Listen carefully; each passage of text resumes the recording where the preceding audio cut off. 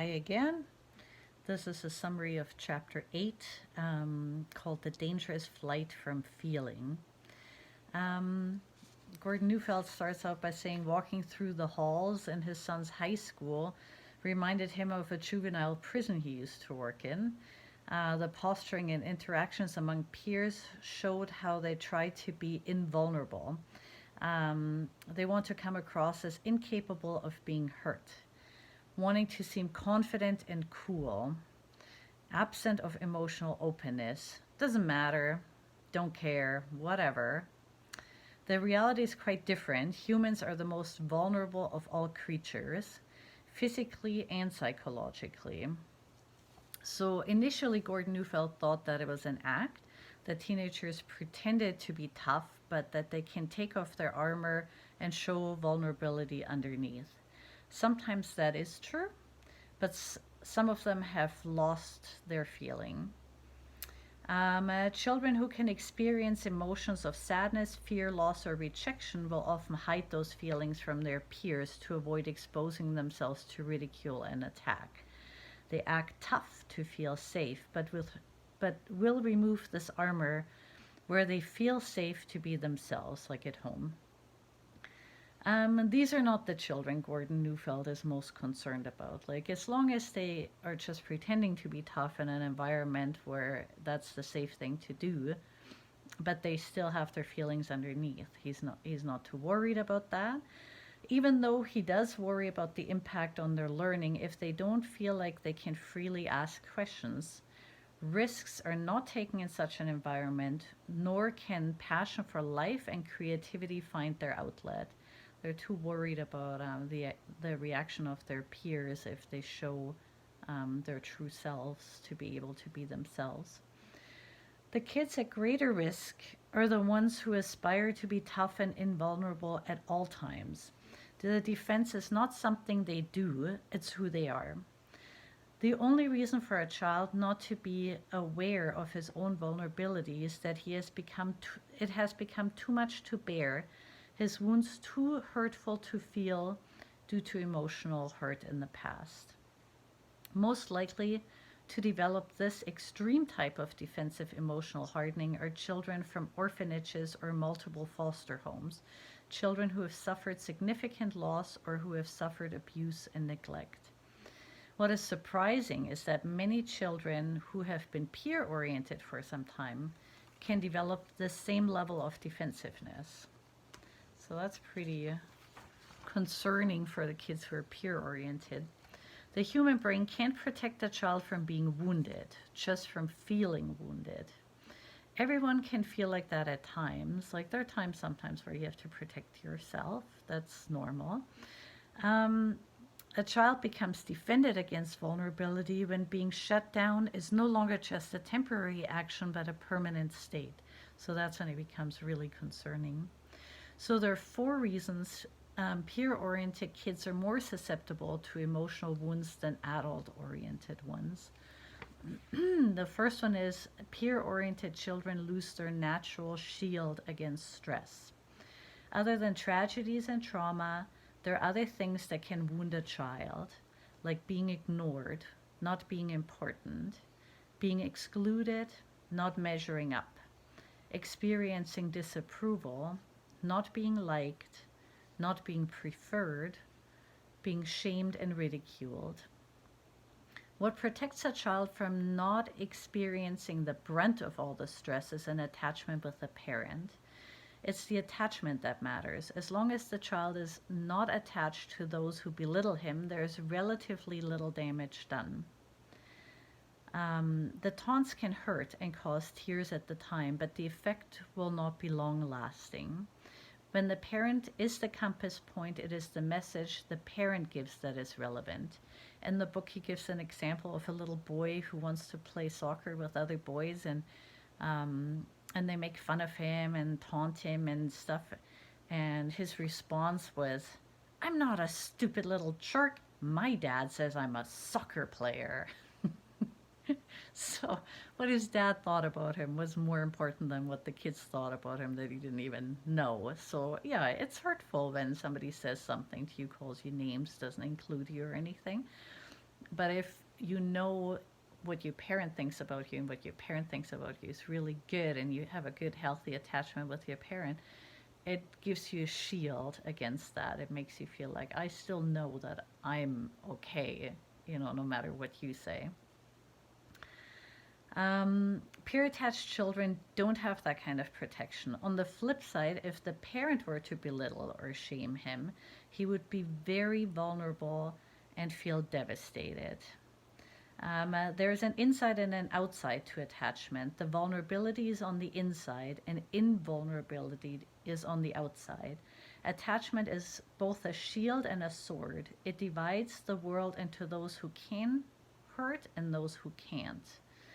Attachment is a child's most pressing need and most powerful drive, but it can also set the child up from getting hurt from whoever they're attached to. And I know as parents, we're not going to be perfect, and we're going to wound our kids sometimes. If even if we're super well attached and we love our kids a lot, sometimes we'll wound them because we get really frustrated.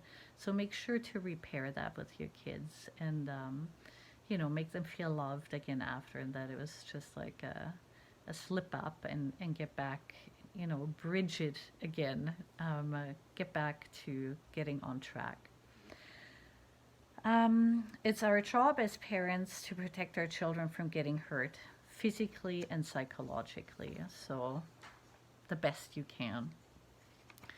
The other way, so the second way peer-oriented children can get hurt more easily than adult-oriented kids is peer-oriented kids become sensitized to insensitive interaction of children.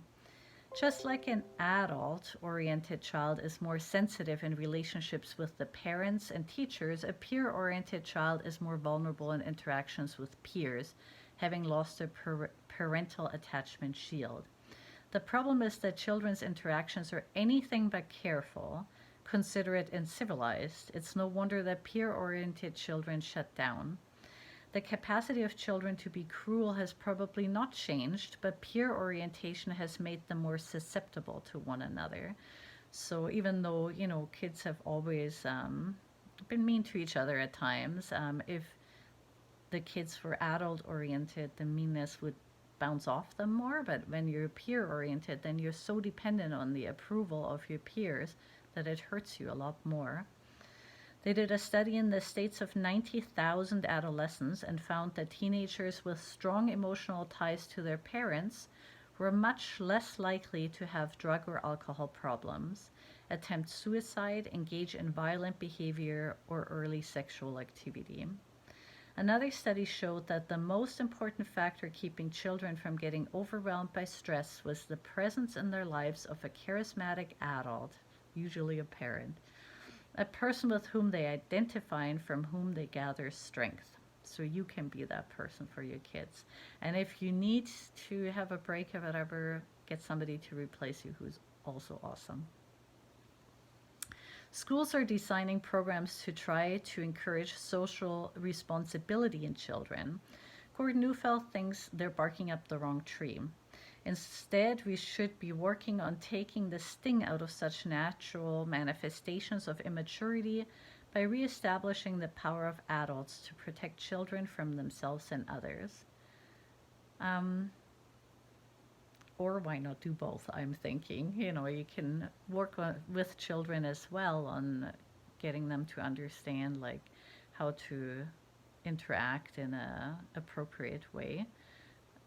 But of course, knowing that they might not be able to do that all the time, and also making sure they have healthy attachments in their lives, whether that's a parent or a teacher or an aunt or a grandma or a grandpa, whoever that might be. Okay, so the third way how peer-oriented children are more vulnerable to peer interactions is that manifestations of vulnerability are shamed and exploited by peers. Any sign of vulnerability in a child tends to be attacked by those who have already shut down against vulnerability. Vulnerability is usually attacked not with fists, but with shaming. Of course, not all kids do that, but what he's saying is that the kids who have already shut down against vulnerability are the ones who will attack others who still show vulnerability. Many children learn quickly to cover up any signs of weakness, sensitivity, fear, eagerness, neediness, or curiosity. Above all, they must never show that the teasing has hit the mark. Carl Jung explained that we tend to attack in others what we're most uncomfortable with in ourselves. When vulnerability is the enemy in us, it gets attacked in someone else, even a friend. So even kids who are friends with each other, if one is already shut down to vulnerability, they will attack it in their friend. Signs of alarm might evoke taunts like fraidy cat or chicken. Tears might get ridiculed. Expressions of curiosity might evoke the rolling of the eyes, or accusations of being weird or nerdy, showing that something hurt or really caring about something is risky around someone who's uncomfortable with vulnerability. Now we're on to the fourth point, how peer-oriented kids are more likely to be hurt by their peers. Peer relationships are inherently insecure. The fourth and even more fundamental cause for peer-oriented children to want to protect themselves from emotional wounds is the highly insecure nature of peer relationships, even when children are not hurting each other emotionally. Vulnerability does not have to do only with what is happening, but with what could happen, the insecurity of attachment, even though the possibility of loss is present in any relationship. As parents, we try to give what they can't give each other, like what kids can't give each other. A connection that is not based on them pleasing us, making us feel good, or reciprocating in any way. We offer unconditional acceptance, or we should anyway. In peer relationships, the attachment is insecure. What if I don't want to go along with the things my buddies do? What if my mom doesn't let me go out? What if my friend likes someone more than me? There's lots of ways that things can go wrong. They're not always in their control. There are a lot of things like that peer-oriented children feel that peer-oriented children feel anxious about. Peer-oriented children are obsessed with who likes who.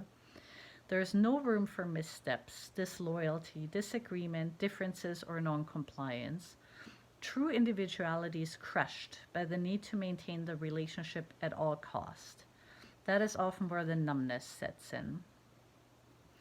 In a book about attachment by John Bowlby, he describes a situation where mothers had to leave their 10 small children for 12 to 21 weeks. So that's a long time. And the moms had to leave. It wasn't like an experiment or whatever. They actually had to leave because of a family emergency. But they studied the reaction of the children. For the first few days, the children were anxious and looked for their mom everywhere. And I should say they're left with a caretaker, not like with a grandma or a family member. Followed by resignation, even depression on the part of the child. Then they returned to normal life, eating and playing, reacting to the caregivers, and accepting nurturing. When the mom returned, the children showed significant alienation. 2 seemed not to recognize their mothers. The other 8 turned away or even walked away from her. Most of them either cried or came close to tears or had an expressionless face. The withdrawal dynamic has been called detachment. It has a defensive purpose. When an experience is very hurtful, to avoid the pain, children encase themselves in a shell of hardened emotion where they can't feel love or pain. This can also happen if the parent is physically present but emotionally absent. A child who suffers much insecurity with the parents will adopt the invulnerability of defensive detachment as his primary way of being. I actually went on a holiday for 2.5 weeks with my oldest son while I left my younger ones with their dad and grandparents and everybody taking turns and making sure they're having a good time. And they had a great time, but my youngest one was only, I think, 2.5. And when I came back, He didn't want to come to me at the airport. I wanted to hold him, and he turned away. And I thought, oh, wow, after 2.5 weeks, it didn't take long for us to reconnect or anything, but it just showed the impact that had temporarily. The parent's love and responsibility will usually ensure that their child doesn't adopt such desperate measures of, making that their primary way of being, like being shut down all the time. Peers don't have such awareness or responsibility. No wonder then that cool is the governing ethic in peer culture. We have a, if we have a secure attachment with our children, it protects them from getting hurt from their peers and also from the dangers of seeking drugs when they're older to deal with their emotional numbness. We can give them emotional safety so that they're not driven to escape their feelings with the help of drugs. Their need to feel alive and excited can and should arise from within themselves. The more children are attached to caring adults, the more they're able to interact with peers without getting hurt.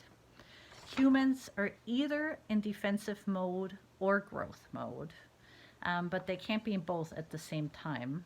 So you want to make sure your kids are in growth mode. Our emotions are an essential part of our makeup. They orient us, interpret the world for us. They tell us what is dangerous and what is safe, what's threatening and what will nurture our growth. By having a healthy attachment with our children, we ensure their ability to hold on to their truest self. Alrighty, I hope all of that made a lot of sense. If you have any questions, feel free to contact me.